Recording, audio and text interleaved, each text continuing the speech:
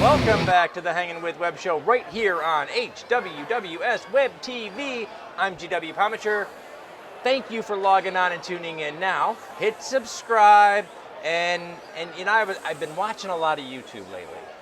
So smash the bell. That's what they're saying. Smash it so that you can be notified. We have got authors, artists, filmmakers, musicians, creative minds of all kinds right here on the Hanging With Web Show every single day at 11 a.m. So get notified when we've got new folks. We are at Central Florida Comic-Con. We're hanging out with Hanging With Web Show alumnus and good friend, author Glenn Turner. Glenn, how are you, man? Tired and grumpy. How are you? Not yet. No, okay, not good. yet. I'm not there yet. I am having a blast. Glad to This hear is it. a great convention so far. I like this one. I like this one. You know, I love smaller conventions. They're a little more intimate. We really get to see a lot more of our creators. You feel like you see all of it too. You do. You know, you don't miss much. Yeah. You miss a little bit, but and so this is a great convention for that. But it's buzzing out there. yeah, decent Which amount of is- folks, and people are excited. It is. When there's this many folks in a room, that means that everybody gets a little attention. Yep, that's you always know, a good which thing is as well. Always a good thing. Yeah. We talked. It was a year ago. Yeah, it might have been this con where we met. Yeah, I think it was. I think a year ago. So how have you been? Good. We're just going to catch up. You guys stick with us a while, okay? We're going to catch up. How you been, man? I'm doing good. We got since the last time I talked to you in this setting, we got a second book out. We had our first one, The Coming World, came out last 2018 January, and then The Coming World came out. Coming Future was 18 January. Coming World came out in April of last year, and Okay. we're about a chapter and a half away of getting our third one finished up. Well done, well hopefully done. this week we'll get it finished up. So it's the Coming World series. Yeah, it's the Aalok Collins Pentology. The Aalok Collins Pentology. Yeah, so 5 books. 5 books. Cinco. Or scene, or I don't know, there's other languages, I'm sure. Yeah. Ekto Tin Cha if you're from India. Fünf, Germany. That's 4. 1, 2, 3. Yeah, I don't know. Fünf. Yep. Okay. Yep. So, all right, what do we got here? What are we got looking at? the two of them. This is, I got The Coming World. Yeah, so the Coming, Coming Future is Future our and first The Coming one. World. And the Okay. Coming World's the second one, yep.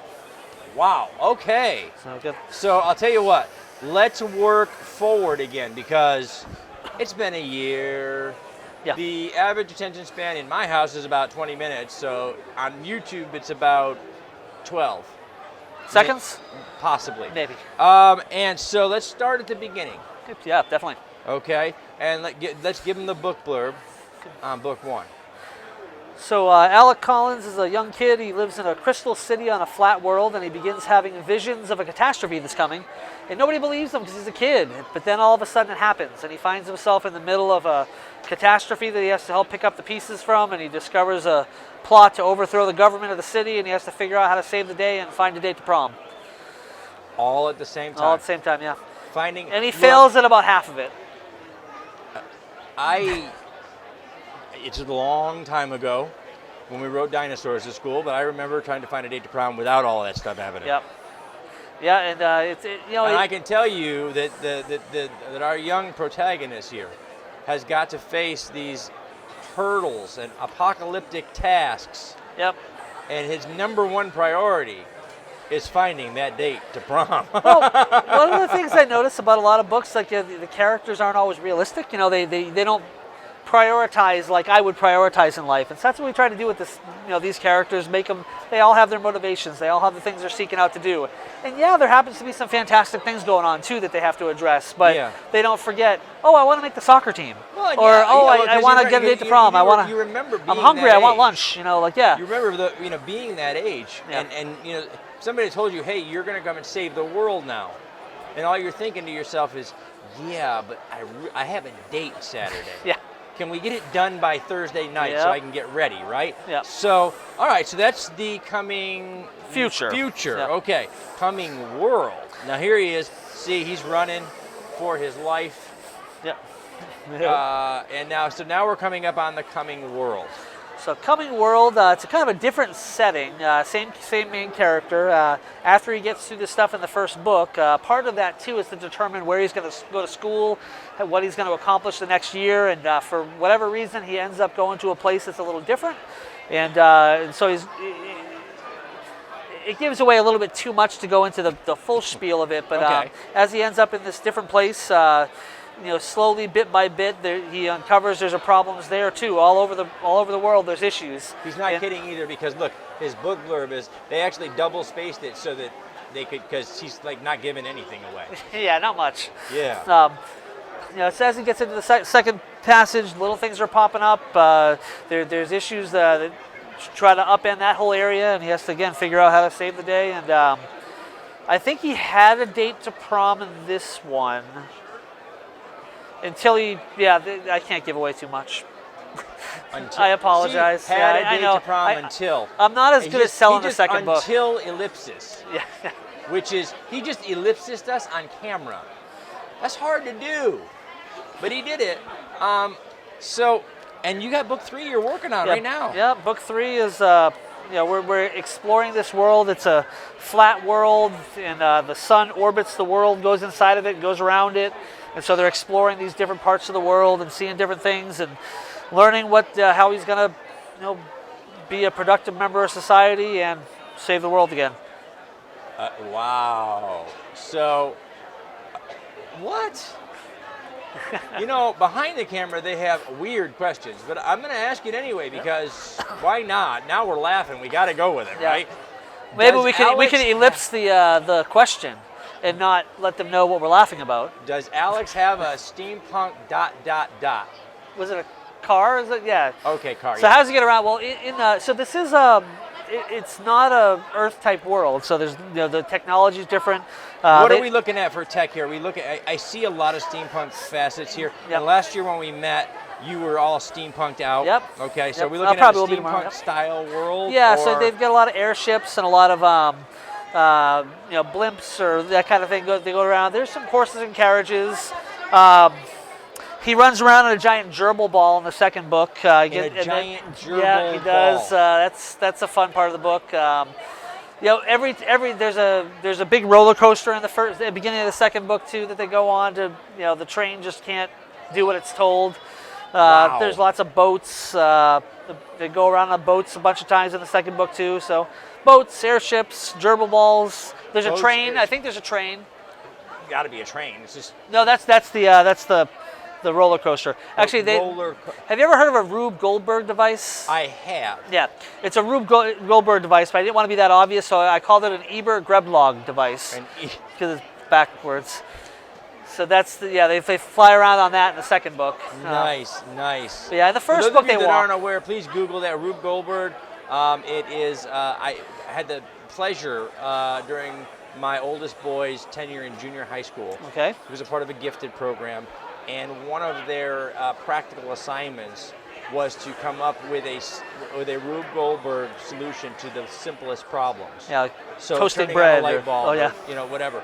And so I had the pleasure of working with my son to build an elaborate Rube Goldberg way to do. That sounds fun. Guys, think of Disney's The Nutty Professor and those guys. All of those devices that make your egg, but it takes 17 different steps to get there. And so that's going to be neat to see. Yeah, it shows up in the second book. It's a riot. One of the things that compels me about... I might have been drinking that night when I wrote that chapter. Look, I've been through the first book, so yes. yes. That you could feel a chapter when he's about a pint in. It really gets its motion there, baby. I was going to say, that's actually one of the things I like about your series here, and the first book, anyway, and that is and I know that you're working with a co-writer. Angel, our co-writer, Torres, it's you and Angie Torres, and whether it's the way you guys combine your work or whether it's just it creates its own style. Yep. And it's very fluid and it's very descriptive. I love that I can see these places and these images and these things. Nice. And because writing in a steampunk world is difficult for that reason alone, because steampunk is a visual aesthetic, especially in a modern world. Yeah. Because we understand things like these little cameras and all these little microchip things. Yeah. But the idea of mechanism kind of pops our brains in today's world. Yeah. And so you guys do a really good job of bringing that to life. Cool. I appreciate that. In an alternative world, which is really kind of cool. you chose to build your universe on a flat world. Yeah. Tell me about that choice. Writers Okay. make a million Yeah, different yeah, choices. You were universe building, and you said, "What if this was a flat world?" And I Yeah. want to know about that process. How did you get there? Some of it would be you learn a little bit more about that choice probably at the end of the 4th book, Okay. which we haven't written yet. But it really came. But you're gonna know. Yeah, right. The very first came from just when I was a kid. I was probably 15 or 16 years old, and I just thought, what the heck, I want to do that. And so I originally built the world, had a big mountain in the center. I said the sun goes and touches the mountain every day, and the moon does the same thing. As a matter of fact, I think we have a scene in the 4th book where they're going to be getting to the moon, riding the moon around Well, I once think for it one reason. complements your aesthetic as well. Again, with that steampunk function. Yeah, just different, weird. It's different, and you have things that are kind of, it feels mechanical. On a flat surface, Yeah. the sun rising and setting, those things feel more mechanical on a flat surface. Well, if this is probably a little spoilerish, but the world, we called it poeo, which means something made in Greek. See? So got there's a mechanical feel Yeah, to it. every name in the world, there's a meaning to it. There's a reason why we chose those names, from the characters to the world to the names of the clans that live on the world. It's thought out beforehand, and we had book 5 mostly thought up before we started book 1. Well, okay, that brings me to my next question. We like to ask, especially our independent community, our small press community, Yeah. we love to ask, what kind of a writer are you? And this goes for, because you are a co-writer, Yep. okay? And so you sound very methodical. You're very much a plotter. You're an outline plot Yeah, story which is kinda funny. guy. I'm not the one who writes the outlines, though. So that's something. Angel does the Angel outlines, does that. yeah. Okay. Which is funny because he's kind of, I can't think of a good word for it. He's a little bit more fly-by-night kind So of. Angie's the pantser, but he writes the outline. Yeah, You're the plotter, yeah. But I'm writing the story. and he's right. You see where we're going with this?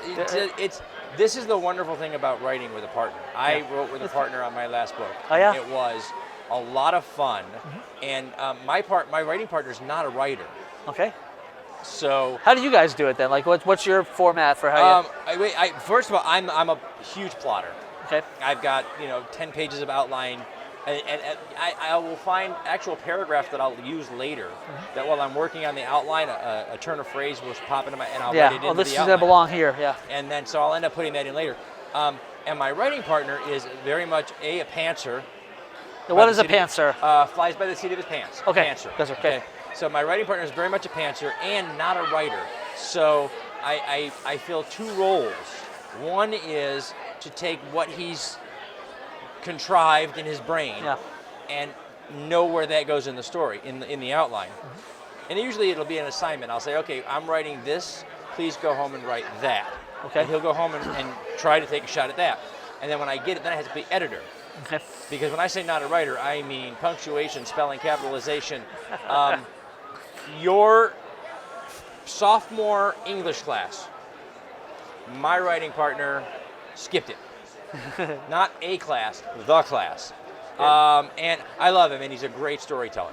Yeah. And what we do is he will pick me up for what we call just a coffee in the morning, and we'll grab coffees, and then we'll drive around our city and have a conversation as if we were in our universe. Okay. This should happen, and that should happen, and this should happen. Yeah. And then when we get out of the car at the end of the drive, we will tell each other that, okay, this is what I'm going to take away from today.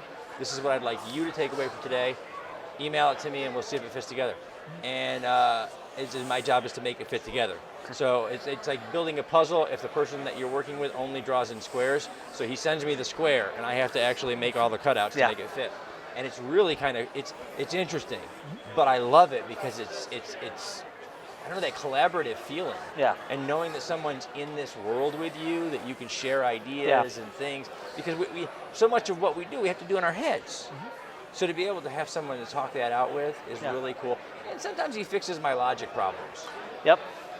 Because you can plot everything so well, and then find out. But that why would he do that at that point? Exactly, and so he'll go. Why would he possibly do that? Yeah. Why would Ben Kenobi run away and hide on a planet and never show up again, not do anything for 20 or 30 years? Yeah. Why would this happen? And never even try to do anything. Yeah. And then all of a sudden show up. The universe he knows is falling apart. Yeah. And so there's something missing here. Yeah. And we might not have to tell that story yet, right? But we need to let our audience know that there's a story in there. Yeah. Because if we don't acknowledge it, then the first thing our reader says is, "Where's the story in there?" Yeah, and in Angel Eye we do that a lot with there'll be things where I'll be writing a character one way, and he's like, well, if we're gonna go here with him, then he probably wouldn't do that, or just we're writing the climax of our third book right now, and the way Angel will send me details and outline for me to write from. And I was going through it, and he has the bad guy monologuing at the end, and revealing the whole plan. Ha ha ha ha! And I'm like, dude, this is cheesy. We can't do this. No. Sometimes I like to do things because they're cheesy. Yeah, and I do. There is a little of that. Yes. Sometimes cheese just speaks to the writer in you. It's like I have to because it's fun. But I'm like, we could do this in better dialogue, So So we'll do that to each other a little bit, like So. That brought me to another question. She's flashing the shut up card. I know, yeah, she is. I know. I think she even turned off the camera at one point. Don't make eye contact. Oh, okay. Don't make eye with contact. Her or with them or with her, you? With her. Or the cameras? Them, we can look at them, but you got to look below her because she'll get us. I lost my question. See, you made us banter. Oh, wow. Okay, fine.